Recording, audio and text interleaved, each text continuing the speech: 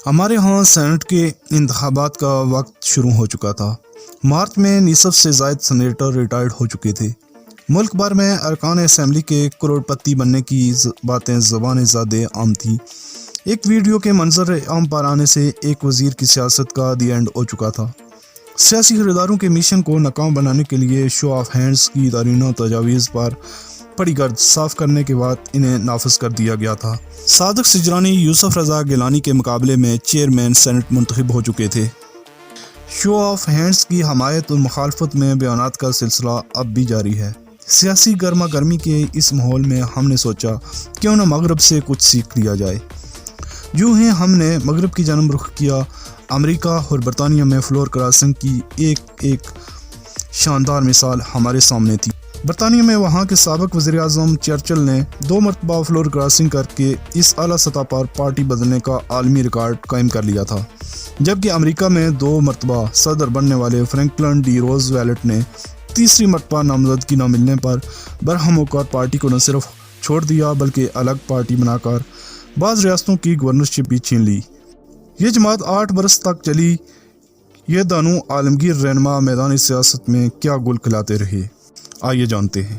Winston Churchill 1901 سے 1904 عیسوی تک کنزرویٹو پارٹی، 1904 سے 1924 تک لبرل پارٹی اور بعد ازاں کنزرویٹو پارٹی میں شامل رہے۔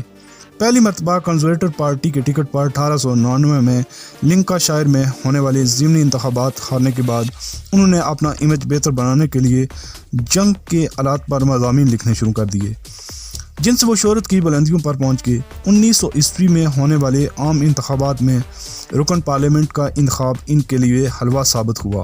فوج کی مقبولیت کے باعث ان انتخابات کو خاکی انتخابات بھی کہا جاتا ہے۔ وہ اجلاس میں شمولیت کی بجائے امریکہ کے دورے پر روانہ ہو گئے۔ یہ بھی ساکھ بہتر بنانے کا ایک طریقہ تھا۔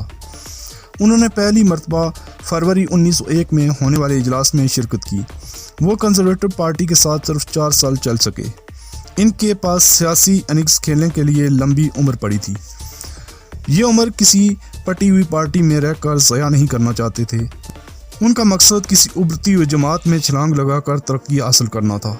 1904 میں برٹش سلطنت کی تجارتی پالیسیوں سے نالاں چرچل فلور کراس کرتے ہوئے لیبر پارٹی کے بینچوں پر جا بیٹھے۔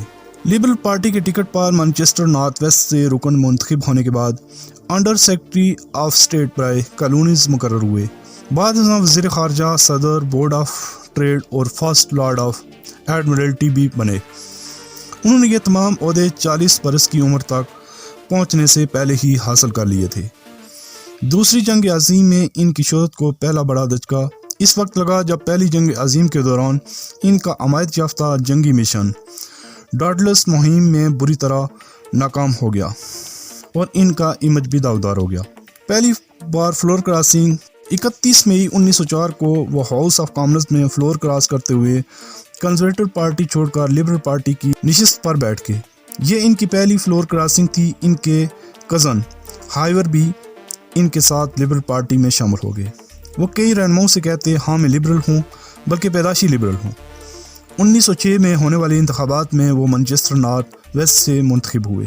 دور اندیش ونسٹن چرچل نے بیک بینچوں پر بیٹھنا مناسب سمجھا اور سیاسی شہرت کو پہنچنے والے نقصان کی تلافی کے لیے جنگ کا ویسٹرن فرنٹ سنبھال لیا۔ 1922 میں ڈیوڈ الائد جارج کے مستعفی ہونے کے بعد ایچ اسکوینتھ نے وزارت عظمیٰ سنبھالی۔ چرچل نے موقع غنیمت جانتے ہوئے دوبارہ میدان سیاست میں قدم رکھا اور اسکوینتھ کابینہ میں وزیر بارود، وزیر جنگ، وزیر آبابازی اور وزیر برائے کالونیز کے عہدوں پر بھی فائز رہے۔ 1922 میں مخلوط حکومت کے خاتمے کے ساتھ ہی چرچل کی وزارتوں کا دور بھی اختتام پذیر ہوا، تو انہوں نے اپنی ماں کو لکھے گئے خطوط میں بھی کنزرویٹو پارٹی کے بارے میں اچھے خیالات کا اظہار نہ کیا۔ ان خطوط کے منظر عام پر آنے سے بھی کنزرویٹو پارٹی میں ان کی مخالفت بڑھنے لگی۔ 1922 میں وہ 2 نشستوں پر آزاد حیثیت سے کھڑے ہوئے، مگر دونوں نشستوں پر ہار گئے۔ اپینڈکس کے علاج کی غرض سے اسپتال میں داخل ہونے کے بعد 15 مئی کو ہونے والے ضمنی انتخابات میں مہم چلانے کا موقع ہی نہیں ملا تھا۔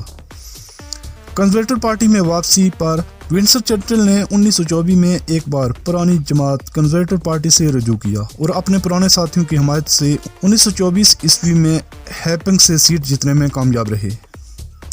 کامیابی کے ایک برس بعد چرچل نے دوبارہ کنزرویٹو پارٹی میں شمولیت کا اعلان کر دیا۔ پارٹی میں شمولیت کے بعد وزیر خزانہ کا عہدہ ان کی جولی میں آن گرا۔ 1919 میں کنزرویٹو پارٹی کی حکومت کے خاتمے کے ساتھ ہی کابینہ کے دروازے چرچل پر بند ہو گئے۔ اسی عرصے میں انہوں نے انڈیا کی آزادی کی شدید مخالفت کا بیڑا اٹھا لیا۔ جرمنی کے پاس منظر میں چرچل نے اسلحہ جمع کرنے سے متعلق غیر مقبول پالیسی کی بھی حمایت شروع کر دی۔ وہ کنگ ایڈورڈ کے بڑے حامیوں میں شامل تھے۔ 1939 میں انہیں کابینہ سے دور رہتے ہوئے 10 برس ہو چکے تھے۔ چنانچہ چرچل نے لارڈ آف سیچل کی قیادت میں رہنے والے کنزرویٹو پارٹی میں بننے والے باغی گروپ سے رابطے شروع کر لیے۔ چرچل نے ہیوان میں اپنی ہی جماعت کی مخالفت میں دھواں تقریر شروع کر دی، جس سے ان کا گراف اور بھی اوپر چلا جاتا گیا۔ یونیسنٹ کے رہنما جوزف پر بھی تنقید کے نشتر برسائے۔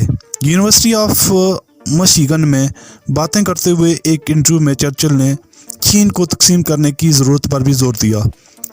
یہی وجہ ہے کہ ان کی تقریر کے دوران ایک مرتبہ ان کی جماعت کے رہنماؤں نے واک آؤٹ کر کے اپنی ناراضگی بھی دکھائی۔